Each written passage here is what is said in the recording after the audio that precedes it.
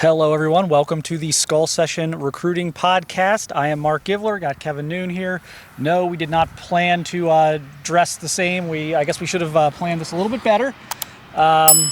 Little awkward stepbrothers type of moment here with the red polos. But we are right here on site. Aaron Scott has committed to Ohio State, right behind us here at the community center, here just outside of Springfield. Huge pickup for Ohio State. Kevin. I mean, this is the one that everybody's kind of been waiting for in state. Obviously, cornerback is a position of need. They go earlier and they get Bryce West out of Cleveland Glenville. Then now they pick up Aaron Scott, which is so huge on a ton of levels. One, you're getting quite possibly the best player in this class in the state of Ohio. Two, you're keeping them away from Michigan, and I think that's very important as well. But let's focus more on what it is that they are getting in terms of the 6 foot, 185-pound Aaron Scott, somebody who really has the ability, in my opinion, to play that press man, to get back into what it is that used to make Ohio State into BIA. I think Aaron Scott is a perfect representative of that type of player. Yeah, he's been my number one player in Ohio for probably about a year now. So this is a huge pickup for Ohio State, getting the guy who, in my opinion, is a top prospect in the state in a pretty deep year in Ohio. But you mentioned it, special athletic traits, 6 foot, maybe even close to 6'1". He'll play at 195, 200 pounds by the time Ohio State gets their hands on him. Getting back to that, Gary and Conley, Eli Apple, bigger, physical type of corner on the outside that can match up in those one-on-one battles when you get those big 6'2", 6'3" receivers. This is the type of guy that can go into and not get overmatched by those types of players. Huge get.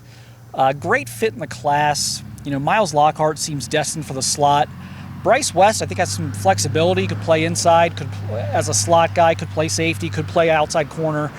Aaron's kind of a true outside corner, so they've got some versatility, some flexibility here with the three corners they've now got. It's been a long time since we've had this angst from Ohio State fans over maybe, certainly an in-state kid, but even more so with, the Michigan factor. Ohio State has really kind of dominated the head-to-head recruiting battles for Ohio kids over the years. This year, they lose Jordan Marshall early. There's, all these rumors about Bryce West and Aaron Scott. Ohio State fans on edge. I think it's okay. I think everything's going to be okay. Yeah, Michigan's certainly making, I think, more of a push in the state of Ohio, but with the commitment of Aaron Scott, Ohio State still able to largely keep that fence up, because you do mention Jordan Marshall. Ohio State certainly had a plan and how it wanted to go in terms of its running back recruiting in there, but Aaron Scott would have been a tremendous miss on Ohio State's part, especially as you've watched Ohio State go out and compete for a lot of these out-of-state guys and maybe come up a little short.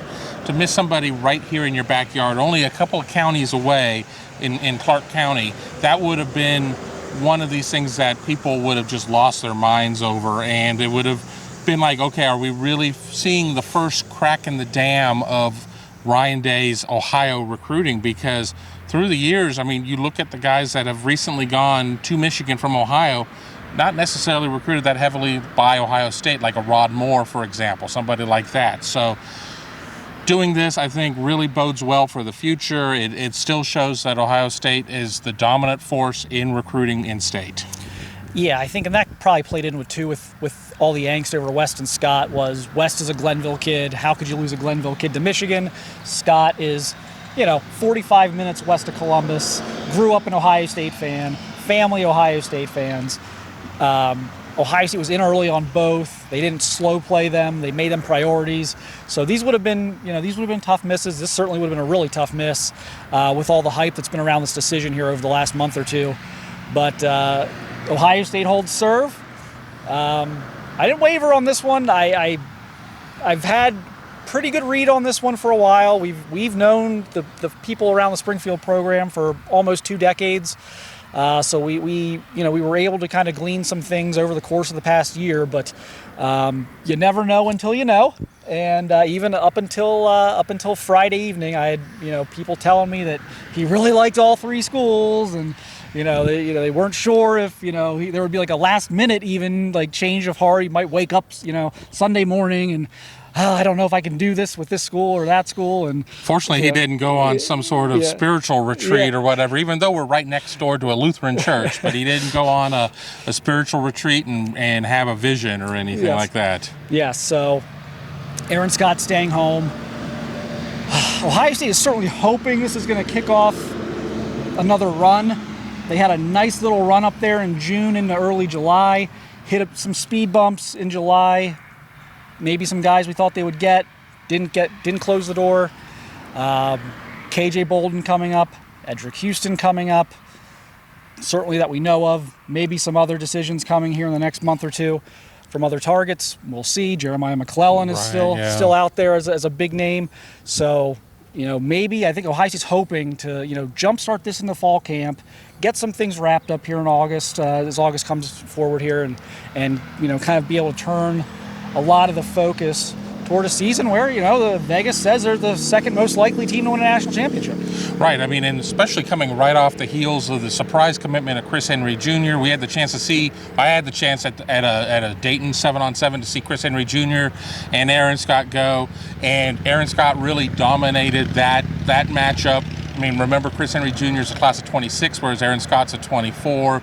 But ride that momentum into the season, and I think that it'll be a good indicator of things to come. Yep. So, nice little weekend for Ohio State. They lose Jonte Gilbert, which I think we'll get into in another episode. But I think if you're surprised by that, I don't think you probably have not been paying attention. We've kind of warned about that for a while and kind of said, look, if you consider him committed, that's kind of on you. We haven't really considered him commit for a long time with the visits he's been taking, but you get that great, summer fest there over the weekend with the Chris Henry commit.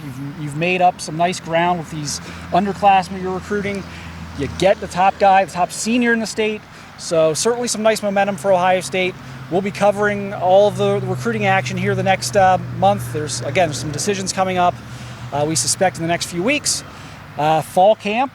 What are we, like 3 or 4 days? Wednesday. It's 3 days away. Wednesday. In 3 days, fall camp starts. We're going to have tons of coverage on BuckeyeHuddle.com of fall camp. We'll get into some practices. We'll get all sorts of other good stuff, get some insight into what's going on. We'll get to hear from the quarterbacks on Tuesday. I mean, there's a lot of stuff coming on. We're in the hot zone, fellas. Yep, so great time to join BuckeyeHuddle.com. But again, you can check us out there. You can check us out at youtube.com/BuckeyeHuddle. Or if you just type in Buckeye Huddle, you can subscribe to all of our podcasts there on whatever podcast platform you use. So appreciate everyone watching and listening. Big day for Ohio State. We'll be back to cover some more action here shortly, I suspect. And thanks everyone for watching, listening. We'll talk to you soon.